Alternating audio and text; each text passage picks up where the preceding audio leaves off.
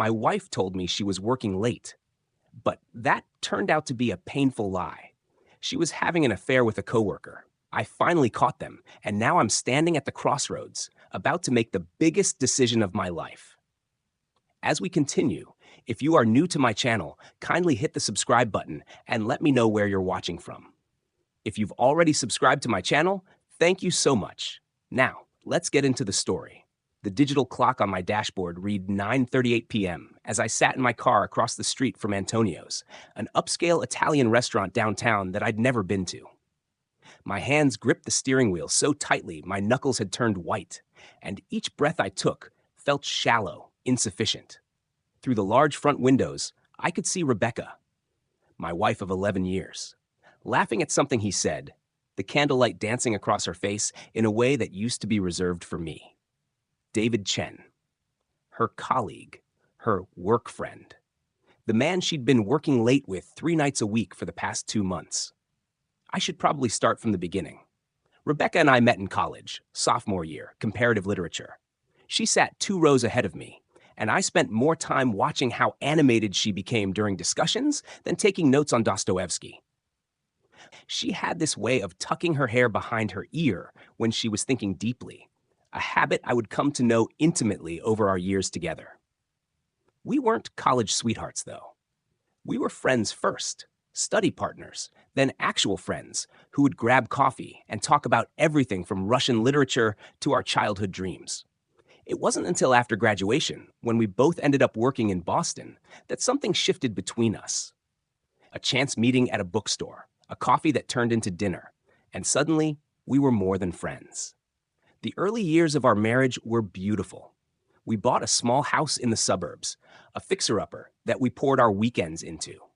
Rebecca started her career in marketing at a mid-sized firm, while I worked my way up at a software company. We talked about having kids, eventually, but we were enjoying building our careers and our life together. We traveled when we could. Weekend trips to Maine or Vermont, a memorable 2 weeks in Italy for our 5th anniversary.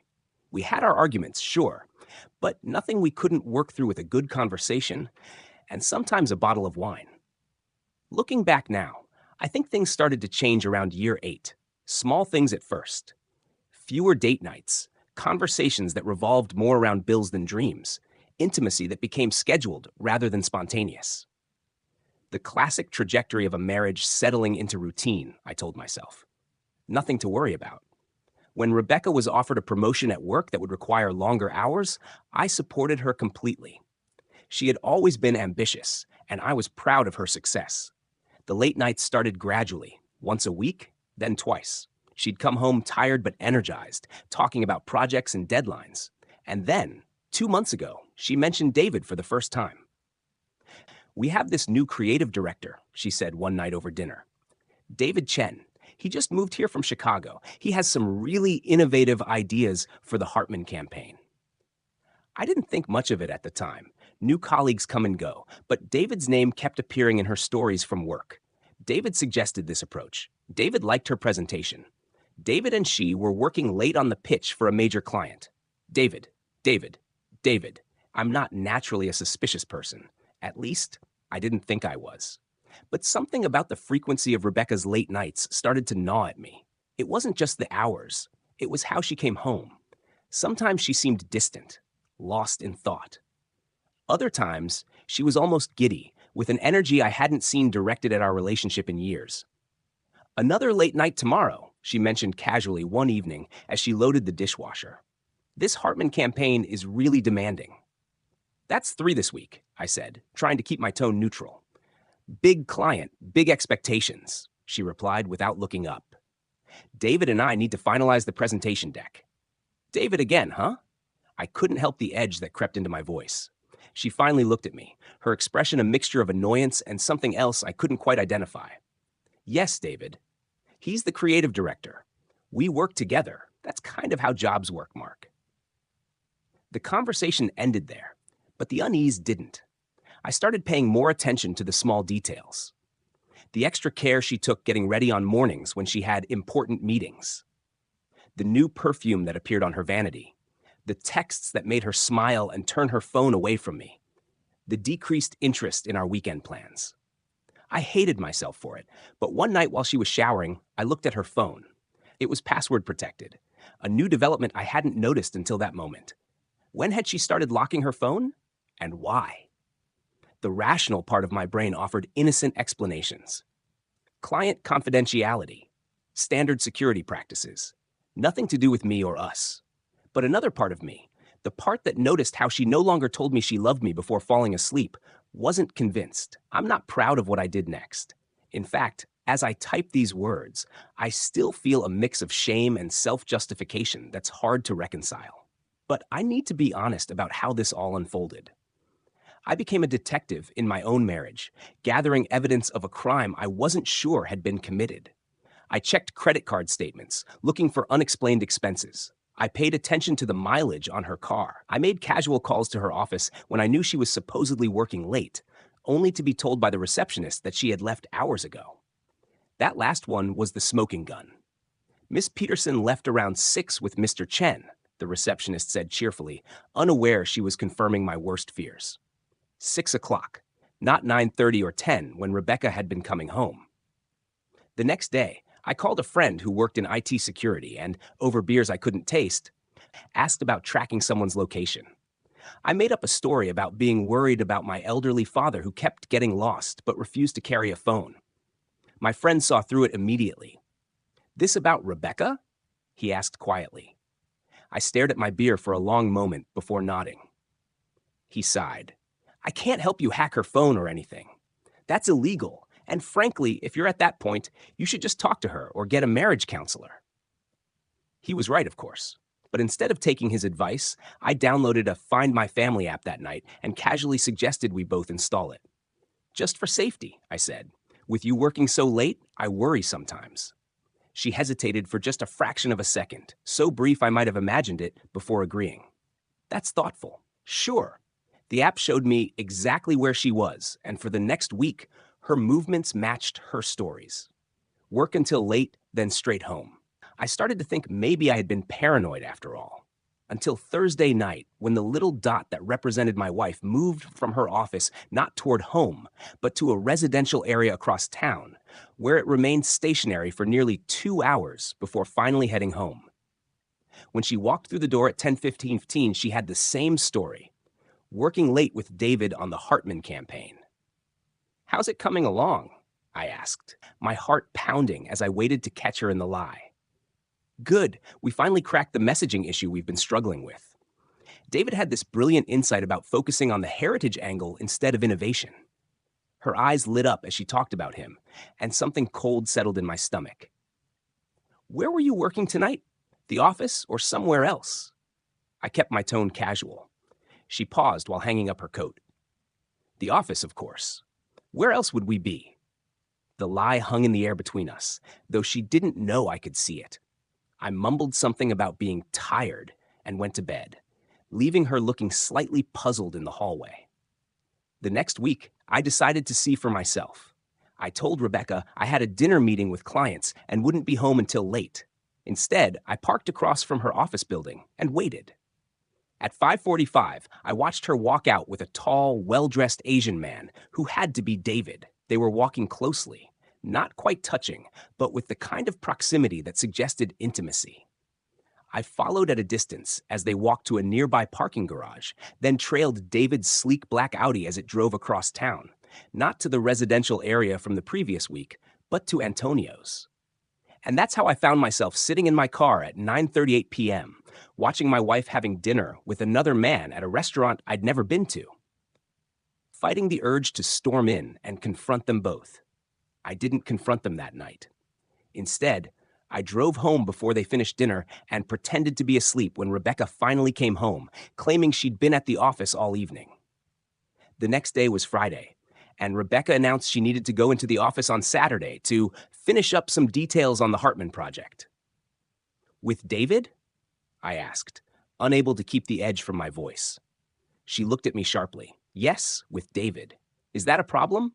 "No," I lied. "No problem at all." Saturday morning, I kissed her goodbye and waited exactly 30 minutes before following her. This time, they didn't go to the office at all.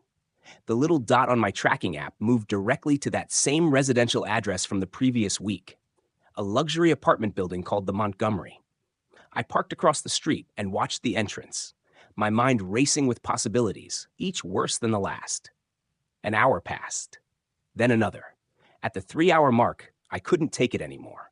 I got out of my car and approached the building. The lobby was elegant, with a uniformed doorman behind a desk. I hadn't thought this through, but desperation made me creative. "Good afternoon," I said with a confidence I didn't feel. "I'm supposed to meet David Chen. He's expecting me." The doorman looked at his computer screen. "Mr. Chen in 1107? He didn't leave word about visitors." "It's a surprise," I improvised. "Work colleague. I have some documents he needs urgently for a presentation."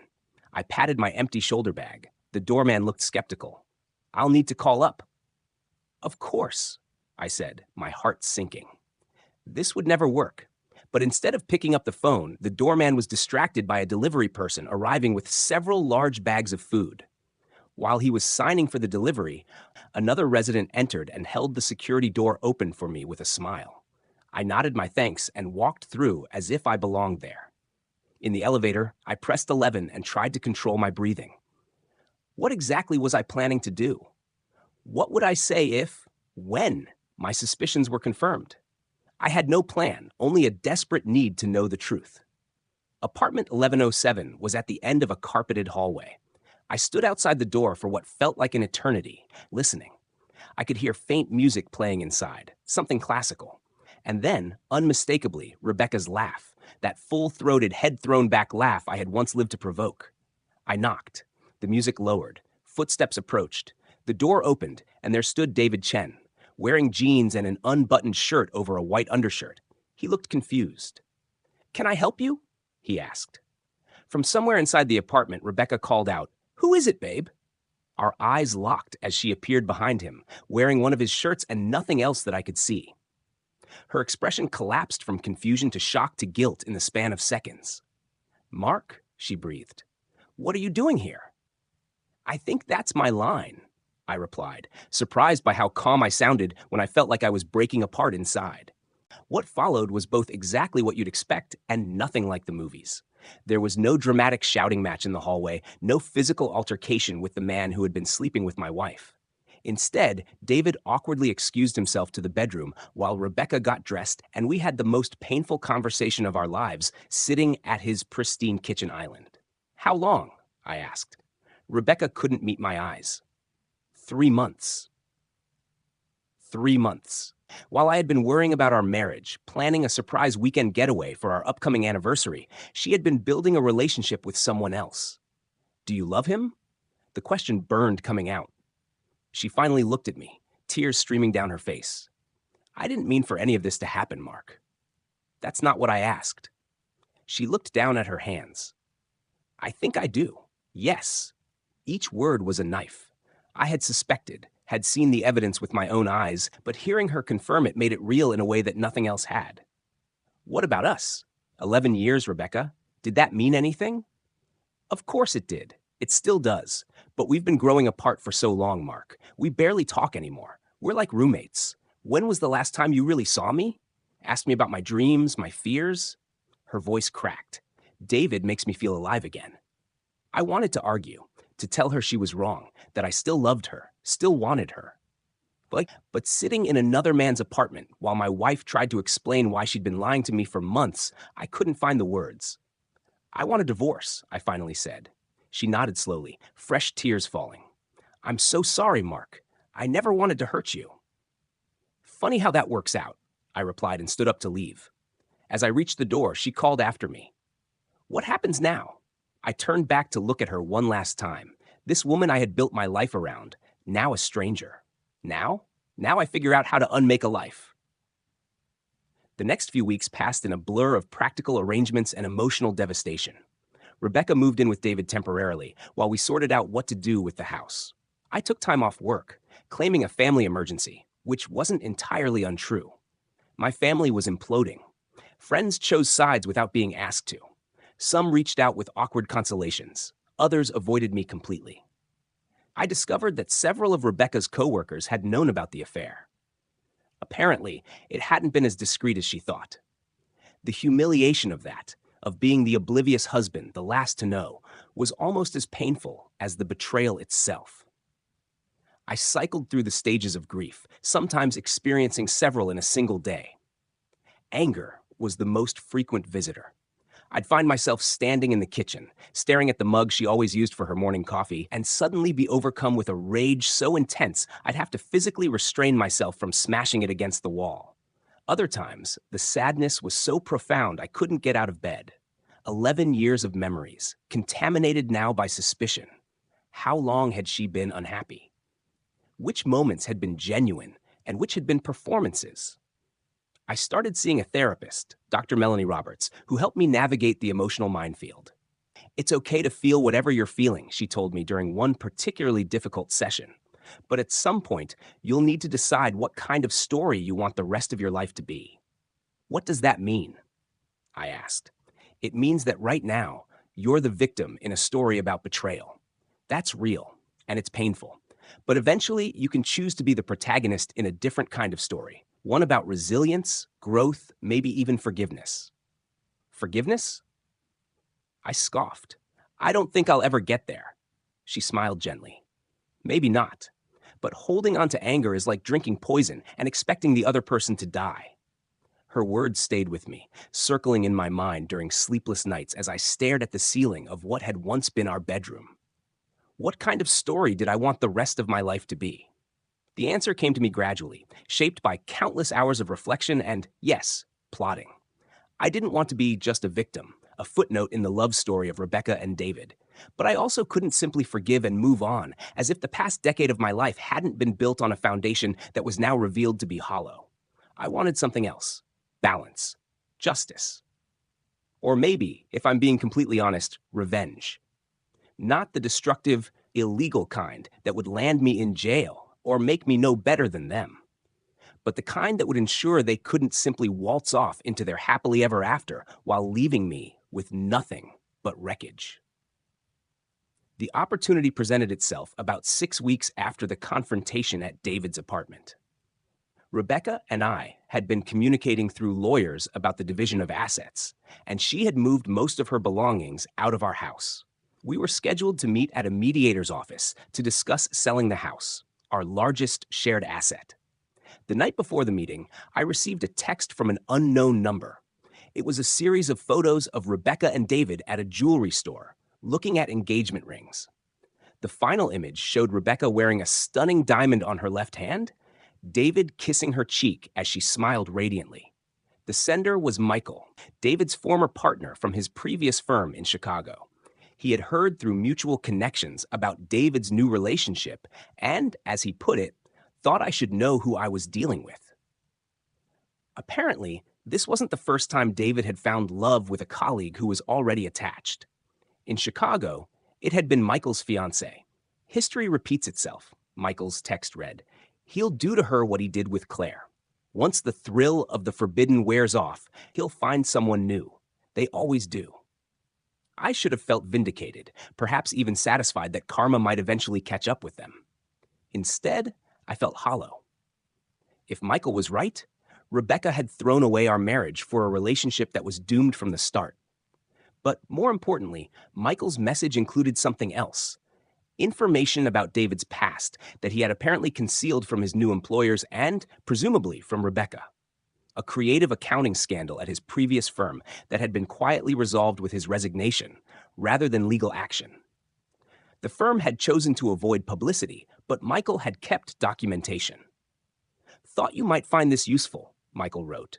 I didn't, but maybe you're smarter than me. Attached were emails and financial records that painted a damning picture of David's professional ethics. I stayed up all night reviewing them, my mind racing with possibilities. By morning, I had formulated a plan, one that would give me the closure I needed while ensuring that Rebecca and David's fresh start came with a price. The meeting with the mediator went smoothly on the surface. Rebecca was clearly nervous, avoiding eye contact and keeping conversation to a minimum. I maintained a calm, almost detached demeanor that seemed to unsettle her more than anger would have. Before we finalize anything, I said as the meeting drew to a close, "There's something I'd like to discuss privately with Rebecca. Would you mind giving us 5 minutes?" Once we were alone, I placed a folder on the table between us. "What's this?" she asked, not moving to take it. "Consider it a wedding present," I replied. "For you and David." She flinched at the realization that I knew about the engagement. Hesitantly, she opened the folder and began scanning the documents inside. All the information Michael had sent me about David's past indiscretions, both professional and personal. The color drained from her face as she read. "Where did you get this?" "Does it matter?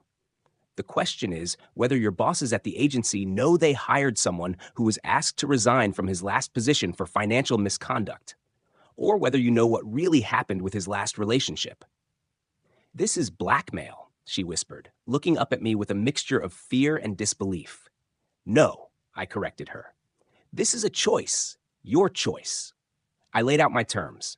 I would keep David's secrets if Rebecca agreed to several conditions regarding our divorce settlement. I wanted the house, not to live in, but to sell on my terms when the market was more favorable.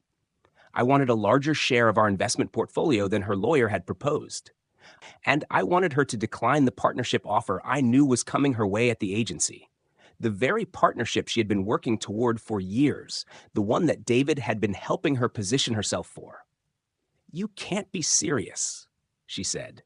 "That partnership is everything I've worked for." "And our marriage was everything I believed in," I countered. "We all make sacrifices." She stared at me, this stranger who had once been her husband. "I never thought you could be this cruel. I never thought you could be this deceitful, yet here we are." In the end, she agreed to my terms. Not because she was afraid for herself, I think, but because she wanted to protect David. Love makes us do unexpected things. I knew that better than most. Within a month, our divorce was finalized on my terms. Rebecca declined the partnership offer at her firm, citing a desire to explore new directions. She and David moved to Seattle soon after, where he had secured a position at another agency, one that presumably hadn't heard about his past. I sold the house 6 months later for considerably more than it had been worth during our divorce negotiations. I used part of the proceeds to start my own consulting business and invested the rest wisely. On paper, I had won, but revenge, even the carefully calculated kind that stays within legal boundaries, is a hollow thing. I had my financial security and the satisfaction of knowing I hadn't simply been a passive victim in the dissolution of my marriage. But I also had emptiness where love had once been, and a lingering bitterness that colored my interactions with everyone around me. Dr. Roberts noticed it immediately when I returned to therapy after finalizing everything. "You got what you wanted," she observed. "Why don't you seem happier?" I didn't have a good answer. By any objective measure, I had come out ahead in the divorce. I had exacted a price for Rebecca's betrayal. But the victory felt Pyrrhic, leaving me with questions rather than closure. Had I become someone I didn't want to be? Had my pursuit of justice crossed some invisible line into vengeance? And most troublingly, had I proven Rebecca right, that somewhere along the way, I had lost sight of what truly mattered in life? A year after the divorce was finalized, I received an email from Rebecca. It was brief but devastating in its honesty. "You were right about David," she wrote. "History repeated itself, just not in the way you expected. He's gone, left for London with his new creative inspiration. I don't regret us ending, Mark. We had stopped growing together long before David. But I do regret how it happened and the people we both became afterward. I hope you find peace. I'm still looking for mine." I stared at those words for a long time, feeling something shift inside me. Not forgiveness, exactly. I wasn't there yet. But perhaps the beginning of understanding. I started volunteering at a community center downtown, teaching coding skills to kids from underserved neighborhoods. I joined a hiking group and rediscovered my love for the outdoors. I reconnected with old friends who had given me space during the worst of the divorce. Slowly, painfully, I began to construct a new life. One not defined by what I had lost or the ways I had been wronged, but by what I could still build and who I could still become. 2 years to the day after I sat in my car outside Antonio's, watching my marriage disintegrate through a restaurant window, I met Elena at a fundraiser for the community center. She was a children's book illustrator with kind eyes and a laugh that didn't remind me of anyone from my past. When she asked about my previous relationships, I told her the truth, including the parts I wasn't proud of. We all have chapters we wish we could rewrite, she said simply. On our fifth date, she took me to Antonio's. I hesitated at the door, memories flooding back. She squeezed my hand. You mentioned you'd never been inside, only seen it from your car. I thought maybe it was time to create a new memory here. We sat at a table by the window, possibly the same one where Rebecca and David had sat that night. But instead of feeling like a knife twisting in an old wound, it felt like reclaiming something. A reminder that no person, no place, no memory has power over us unless we grant it. 5 years have passed since the night I followed Rebecca to Antonio's. 3 years since Elena and I moved in together. 2 years since I started my own software company, which has been more successful than I ever imagined. 6 months since Elena and I welcomed our daughter Sophia into the world. I ran into Rebecca once at a conference in Chicago. She's a creative director at a small agency there now, rebuilding her career step by step. We had coffee, an awkward but necessary conversation that helped heal wounds neither of us had fully acknowledged. Do you ever regret what you did? She asked me. With the divorce, I mean. I considered the question carefully. I regret letting anger drive my decisions, I finally said. But I don't regret standing up for myself. She nodded. I'm trying to learn from my mistakes, both with you and after. We parted with a brief hug that felt like closing a book neither of us needed to read again. The ultimate revenge, I've learned, isn't about making the other person suffer. It's about refusing to let their actions determine your worth or dictate your future. It's about building something so beautiful from the ashes that you can look back at the fire and recognize it as a necessary clearing, painful, destructive, but ultimately making space for new growth. Sometimes, late at night when Sophia is finally asleep and Elena is reading beside me, I think about the man I was, sitting in that car, hands white-knuckled on the steering wheel, watching his life fall apart through a restaurant window.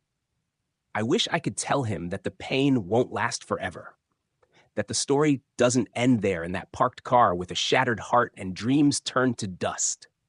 I would tell him that one day he'll look back and understand that what felt like an ending was actually a beginning, that sometimes when we think we're following someone else's story, we're actually finding our way back to our own.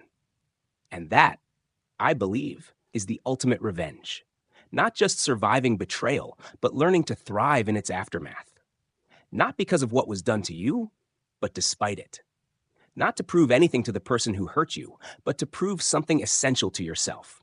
That you are more than your wounds, more than your past, more than your worst moments or your most carefully calculated retributions. You are the story you choose to live from this moment forward. And that story, if you're brave enough to write it honestly, can still have a happy ending. And that's the end of the story. If you enjoyed it, please hit the like button and subscribe to my channel. Feel free to share your thoughts in the comment section. I'll definitely read and reply to your comments. See you soon in the next video. Until then, take care of yourself. Bye-bye.